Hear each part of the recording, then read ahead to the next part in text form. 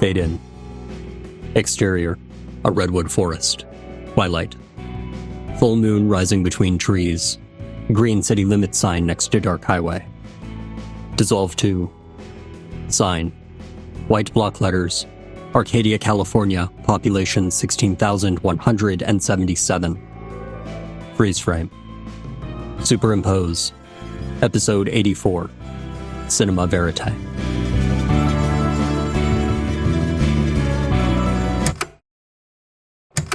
I am owed, and I will be paid.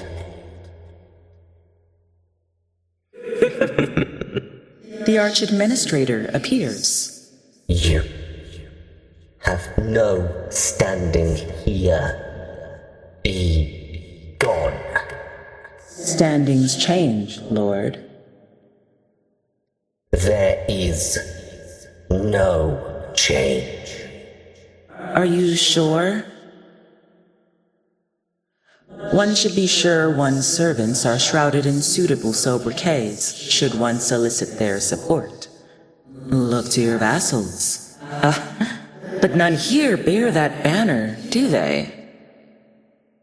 You have overstayed your time here, forgotten your role, your place. You will return now with me to serve out the contract by which we are both bound. No.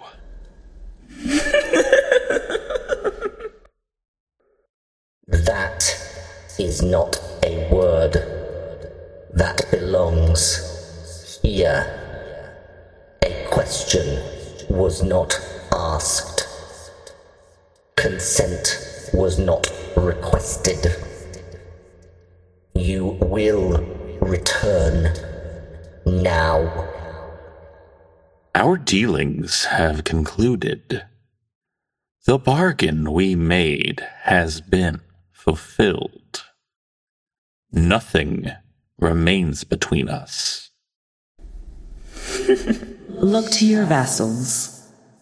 The Falcon's son is himself. Yeah. No. You are the child of the bargain. You owe so much. Look, no offense or whatever, but can we just not?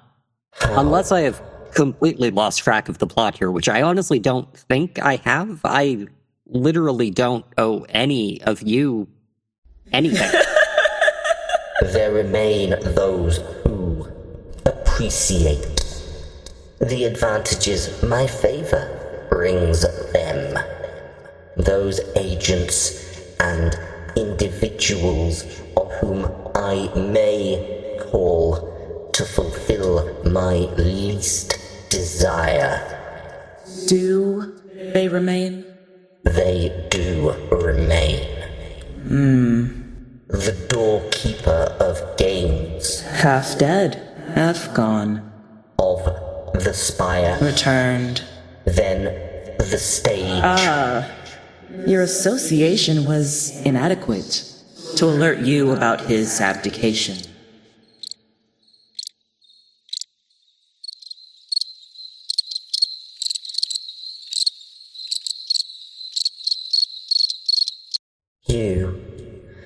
You all believe you have become more, turned your words to song, and your song to silver, and wrought that silver into chains, with which you would tie down the moon. You have, in your ignorance, closed doors and believe them locked. Believe yourselves safe. Yet you are still within my reach. If I could extend my hand, the chains become mine. to wield. There is still a door. And that door is still mine. Unless I swear to her instead. Niko! Oh? Careful! Are you naming yourself for sale, Falcon's son? Must I now bid for that which is mine by right? No, of course not. I'm just For saying. you will be ours by right of the bargain. You must be. For so are the terms defined, and you will be taken when season and moon turn. Actually, I don't think that's true. Wait, what? Silence. I would attend to her acumen. Continue, Seeker. Okay, look. Remember what she said about how Lyndon changed the Arcadian bargain? Sort of. He divided the responsibility equally among all the first families. Oh, yeah, for sure. Yeah, I dug into that last week. Sorry, I meant to tell you, but with everything. Yeah. Yeah, anyway, I figured it had to be something big, because of how expensive it was, but it kind of wasn't. It was, but not really. It didn't, stop children from being taken or make it so they came back early or without time passing or make people forget what did it do? Yeah, just made it so that a kid from any of the first families could be taken for any of the exchanges, instead of one of them having to be a falconer. Oh my god, I swear I explained this to you already. Fine, look. The original terms said that there would always be one falconer kid and one other kid from any of the first families. I guess Mordecai Falconer felt like his family should carry more of the burden or something, since this whole thing was his idea in the first place, which doesn't matter. What matters is that was why Holly, or Lyndon, was going to have to be taken, because they were Giving back Delphine Falconer. Exactly. We do not require the terms of our own agreements recited to us by a child. Good, because I'm not talking to you. What I'm saying is that it doesn't have to be Niko that gets taken in December. You would prefer your prized playmate pass the pain of perdition to people past your purview? No. I'm just saying he could. We have no interest in what could be, what would be. We know only... Could they take him? Mr. Baldwin, his body, I mean. I think so. The body is mine. Bought and paid for. No, I know. I was just thinking that maybe... Our agreement promised power here. Holdings that were mine by right of the shape I now wear. If your actions deprive me of it, you will be marked an enemy. Promised power. And holdings. Niko, I think I have an idea. About who gets taken? About the door. Huh? Closing it. Shit. Okay, you first. No, you go ahead. Okay. Well, look, what if I... Enough! Children, speaking childish words, discussing power, as if you understood it, as if you could. The doors are mine, to open, to close, as I will. And it is my will that now... I'll swear to whichever one of you agrees to close the door. What? What? What? I will swear allegiance to whichever one of you agrees to close this door. A meaningless bargain. An agreement that will crown one king of nothing. Monarch of absence. You ask us to pay to have our power stripped from us. You have been shown so much, Falcon's son, and yet still you understand nothing. I accept the terms of the bargain. No! Done. Niko, what are you doing? You cannot! You will not! And yet, he has. But this door is the last. Close it, and there is no substance to the crown, the title. You lock us away in exchange for nothing more than loss. Why?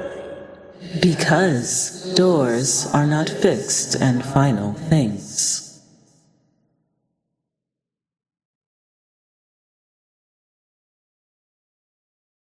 You do not know what you have done, Falcon's son. What you have done, nor what fate you have brought upon yourself, and all that are yours. You strip from me my title. You strip from me my place. Then name me instead enemy. Bent to the cause of harm, the destruction of that which you love, and which loves you in turn. Gonna be kinda hard to cause me harm with all the doors closed.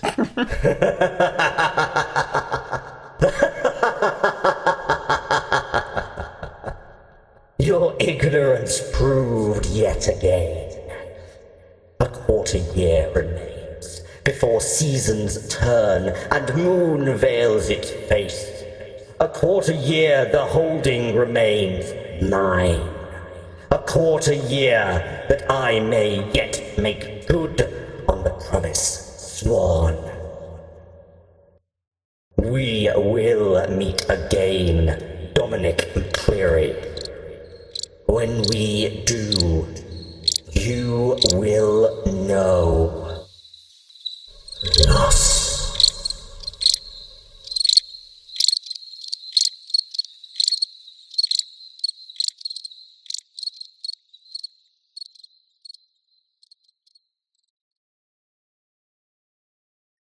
Okay. Oh my god, I can't even... I forgot that things didn't change right away because I swore to someone that he'd still be monarch until the actual solstice switch. Yeah. I probably shouldn't have been such a... A brat? Yeah, I shouldn't have been such a brat to him. Yeah, it's probably not your best idea ever. But... but it was pretty funny. That's something. Yeah. But, Niko? They're still gonna take you. In December. Yeah, I know. Okay. There's a way around this. There's a loophole somewhere. Thomas said there's always a loophole, right? We just have to find it. Maybe we could, I don't know, postpone the trade, or can they bring someone back and then just take them again? Now that's basically the same as telling them to take someone else, though, which is a really shitty thing to do. Maybe, maybe does it have to be a human child? I mean, I don't think anyone said it has Would to be you a deal, human child. Falcon's son? Or you, Seeker? Deal how? Your allegiance has made, will make the power mine. And thus mine also the power to choose. Shall we come to a compromise? An equitable exchange that might calm your concern. Shall we find a way that you might remain? I'm not going to sell someone to you like Elliot's dad did. No. A forced friend makes an abysmally uncertain ally. But an agreement advancing all equally, that creates credible colleagues. You want to make a bargain with us that will actually help everyone? You, the Falcon's son, and you. Him? Me? Just so? Well?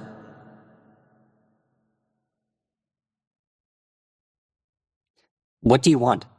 So severe a sound. Have I earned ire? You have made an enemy in he who will no longer be monarch. I have long since had one.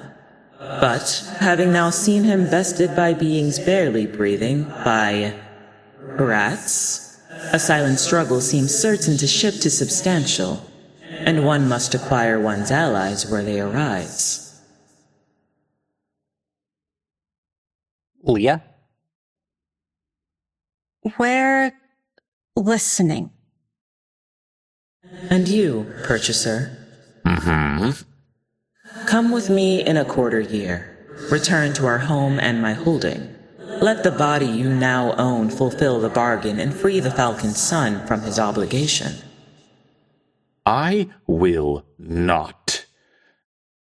Return to my hold as steward and chatelaine. Vassal sworn to you through my name, authority, and power acquired in my service. Fulfill that role till again the Arcadian price is claimed. In turn, when the exchange is made, I will again place you here, with vassals, and authority and power all your own, that cannot be taken save through your own action. The time between now and December Is your property to do with as you see fit. Your terms are generous. And you accept them? I do. Hang on. What about us? What you just said? That has nothing to do with Niko and I. You didn't even mention us. What do you want from us? A thing both small and easily done. Yeah, right. Of you, I would ask only this. Remember us. And in remembering, preserve our place here. I don't understand. There will be no doors. Yeah, but you said they would come back. How long must lapse? How large a legion of lives linger and be lost? How long lasts the growing of a door? I don't know. It will be many years, I think, before we may again be called by silver and song, by moss and moonlight to bring blessing and blight, bane and benediction. Okay. You still haven't told us what you want us to do. There's no way I'm agreeing to anything if you don't just straight up tell me what it is in plain language. Yeah, what he said. Nourish our names and natures, that when we again new come, we are known. Make sure people believe in you. Keep believing in you. For when you come back. Yes. Will you?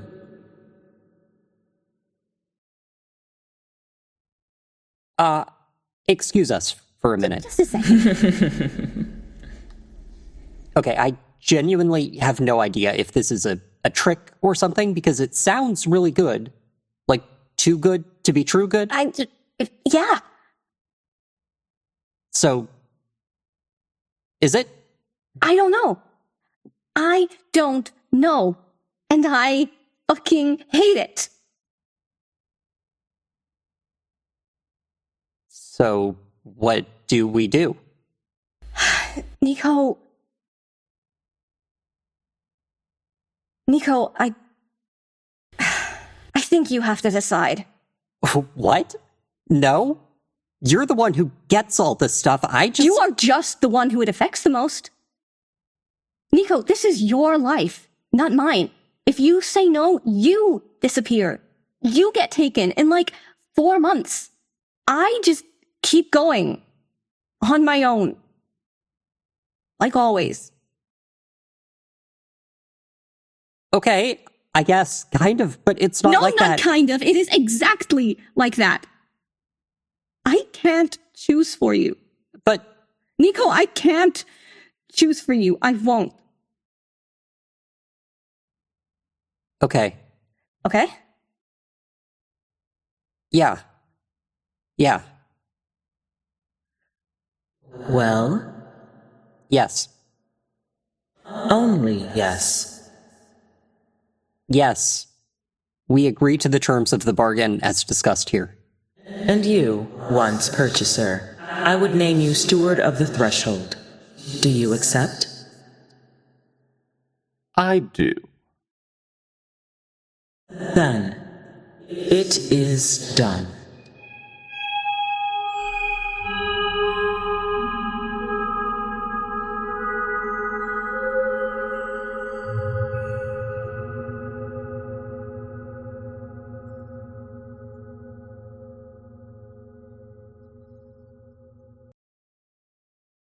Oh my god.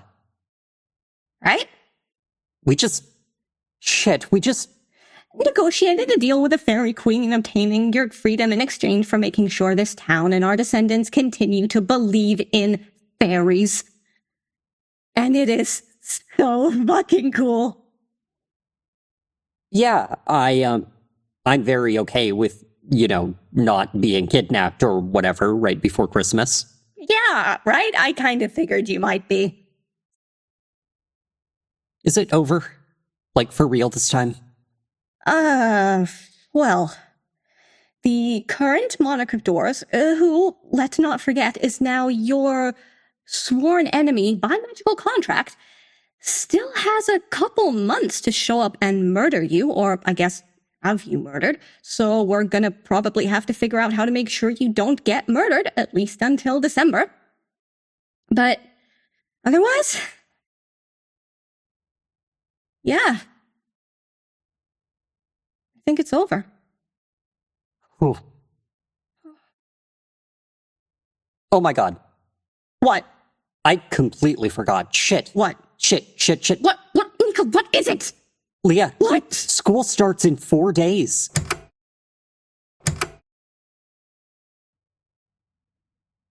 Friday, September 18th, 2009. It feels like it's been a lot longer than a month since I last recorded. That's something I noticed, actually, looking back at all this, how weird time feels. All of it, everything that happened, it wasn't even a full 6 months, but it seemed like literally years, and now, I mean, time hasn't exactly slowed down, but I don't know. Maybe it's just that I'm different now compared to when we first moved here. I'm obviously much older and wiser. Okay, not much of either, but I did turn 17, 11 days ago, and I started my senior year at CJF, but that was back in August. Things have been good since the night of the eclipse. I mean, things have been weird, but things were way more weird before and have been weird so often this weird barely even registers. Actually, probably the weirdest thing is how not weird everything is. Or, I guess, how little has changed. I feel like everything should be different. Capital D different, that night was important. Like, life and world-changing important. But the next morning, we all got up and had breakfast, and everything just kept going, and Arcadia kept going. Things were different, but no one knew they were. Honestly, I'm not really sure who knows things are different now, either. Here and elsewhere both, actually, because for all intents and purposes, everything is going to be more or less the same until December. People do know. Other people, I mean, they've got to, right? There have to be, plans being made by the monarch, the current monarch, at the very least. So he'd have to have at least told whoever his version of what happened, so someone else knows, probably. Actually, I bet a bunch of them know, because the curator told them. For one thing, she'd want her people to be able to prepare for losing their bargains, so they can have a backup source or whatever from the stuff they get out making deals with us, whatever that is. I bet that there are a lot of plans being made on both sides of the door, just really quietly. But that's exactly what I mean. Everything seems exactly the same. Thomas was not pleased that I'd agreed to make his former mom monarch. Obviously, he didn't actually say that when I told him. He just sort of looked at me for a long time, and then he said, "Sometimes you are stupid, in ways I do not expect. You should be less stupid in the future." And then he wandered away. Like, away. All the way out of the house, away, which is pretty normal Thomas behavior at this point, but he didn't turn back up by dinner, and that got Karen worried, which got Holly worried, so I called Lia, and her mom said she'd gone to a movie with her boyfriend, and that got me worried because... boyfriend? So I walked over to the theater because I was not going to have gone to all the trouble of getting us all through a supernatural crisis just for her to get, I don't know, mind controlled by someone else or something. But it ended up just being Thomas, who had apparently gotten over being mad because the first thing he told me was that the movie they watched had been very stupid and that I should make a better one. He's right. By the way, they had seen Final Destination, which Elliot and I went to a week or so later, and it is incredibly stupid. And yes, I did ask him about the whole boyfriend thing after Lia went home, and he walked away again. Because of course he did. But now, Thomas is doing... I don't know. Not bad, for sure, but not great. We're sharing a room right now because I think he doesn't really like to be alone. He doesn't want to talk about it, and I'm not going to push him, but after like a week of hearing him walking around outside my room basically all night, I asked him if he wanted to bring his mattress in here, and... Okay, actually, I asked him if he wouldn't mind crashing in my room for a bit because of the whole Fairy Lord has sworn vengeance on me thing, which I figured would probably go over a little better than like, "Hey man, so are you scared your former mom is going to come back and take you or what? And if so, do you want to have a sleepover just in case?" And to be honest, having him here also makes me feel a little less nervous because the whole sworn vengeance thing. It scares me. A lot. But stressing about it is not going to do anything, and Holly has the job of worrying constantly about Nico's continued survival on lock. So I'm trying to just not. I mean, I'm not being stupid or careless or anything, but I'm also not spending all my time looking over my shoulder. People who are smarter and a lot more genre aware are already doing it for me. Thomas is also seeing a therapist. So am I. So is Holly. Give it a couple months and we're going to be the most mentally healthy family in Arcadia. We're staying here in the town. I mean, not necessarily forever and not all the time, and I am going to college, but we've gotten used to the place and we kind of like it. Even with the quasi-human supernatural entities, portals to other worlds, magic, and sworn vengeance. We've got a life here. All of us do. The whole family talked about what we wanted to do next. Stay in Arcadia, move back to San Francisco, sell all our worldly possessions, learn to juggle, and become the world's most boring traveling circus. I was surprised. Actually, I think everyone was surprised that all of us wanted to stay. But we did. And we are. Karen has a new job. With Mr. DiCaprio gone, the Playhouse needed a new managing director, and the board offered her the spot. She's a lot happier having something productive to do with her time, and has ATC prepping for a spring production of A Midsummer Night's Dream, which she thinks is hilarious, but Mom says is tempting fate. But she smiles when she says it. Thomas is currently catching up on 12 years of education plus 19 years of being a human. He and the moms decided it was probably better if he didn't get enrolled in high school. The plan is for him to start community college next fall instead, once he's gotten a bit more used to how things work over here.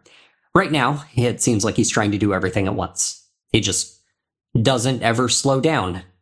Karen keeps reminding him there's no rush, he has as much time as he needs, but I don't think it's sinking in. Actually, he sounds a lot like Holly when he complains about it, which is really funny to me. Will is in Kentucky. Apparently he had family out there and just sort of drove across the entire country to see them. We actually email a lot. He seems good. I mean, fucked up, because obviously, but a lower level of fucked up. He's talking about going to welding school, learning to be a welder.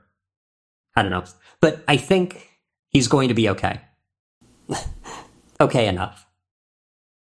I think he'll be able to be okay eventually. I've seen his dad around town a couple of times. He hasn't tried to talk to me, which is good. I have no idea what I'd say to him. Holly has a few things she said she'd like to say, but thus far cooler heads have prevailed, and there has not yet been a parental altercation. Lia is going to UC Berkeley. She says she got early acceptance, which I thought didn't get sent out till March, but I mean, she's got the letter and the financial aid offer, so who knows. She's doing a double major, folklore studies and sociology, which is going to require about 1,000 units and be absolutely exhausting, and yet she is somehow looking forward to it. Folklore studies is a new addition, by the way. She changed her major. Actually, would that be changing her major or just adding another one? Whatever. Since we made our deal with the curator. She said if she was contractually obligated to make sure people believed in not actually mythical creatures, she should have a strong academic and educational grounding in the subject. We've talked about that a lot, Lia and I. What we agreed to, what it means, what we're supposed to do. For now, the answer seems to be to learn as much as we can about everything. Arcadia, them, the practice, all of it. She's got the theoretical side of things covered, so I'm handling the practical. Elliot and Holly are walking me through things. Neither of them are super happy about it, but like Lia says, the best defense is knowing everything. Things are going to change when the doors are all closed. They will stop being a real, active, tangible presence in regular everyday life. They will go from being entities that people have actually talked to into characters in a story about someone's parents and then their grandparents. It's a lot easier to stop believing in stories. But we've got a lot of time till that happens. So, for now, college. And private lessons in small-town cult theology. Lia can also still read in like 20 languages, by the way. And turn invisible. Thomas can too. We're not sure if it's because the door of words is still open and it'll all stop once it's closed, or if this is like a permanent thing. They spend a lot of time together trying to figure out exactly what they both can do, power-wise. It seems like Elliot can't do things, magic or whatever, now that he's just him and not an Ilfig anymore.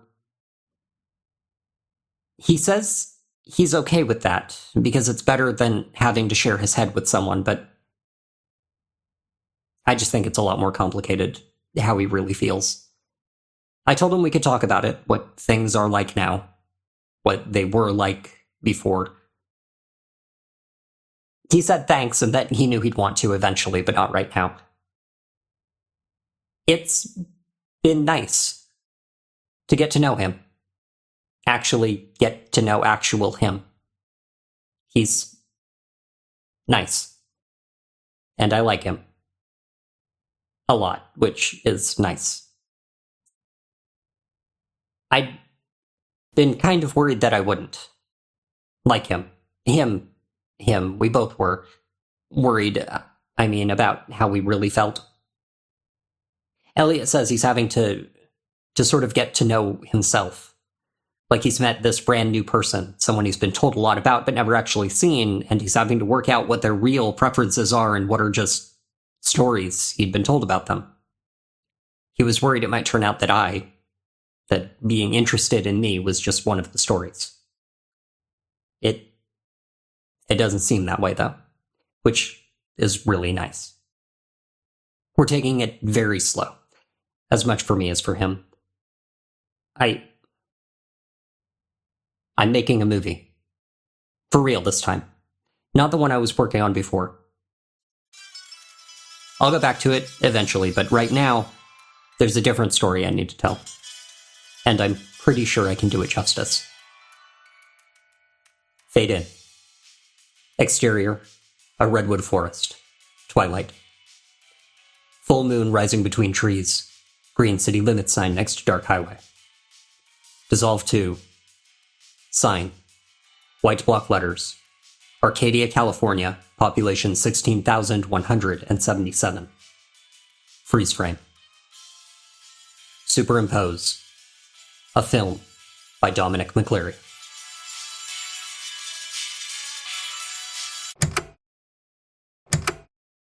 This has been Arcadia, California.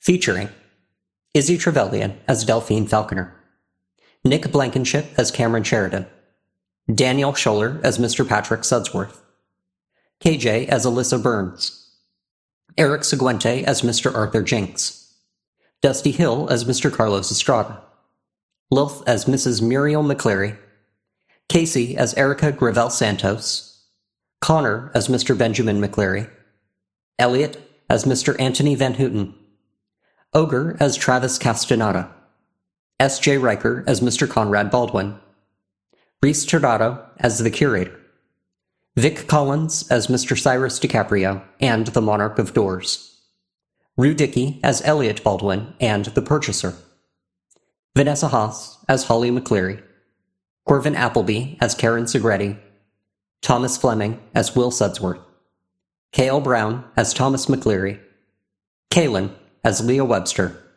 and finally, M. German as Niko MacCleary. Arcadia, California's theme, Welcome Home Niko, was composed and performed by Michael Freitag. The show was written and produced by Lee Alder Seguinte and edited and sound designed by Erik Seguinte. Thank you so much for listening.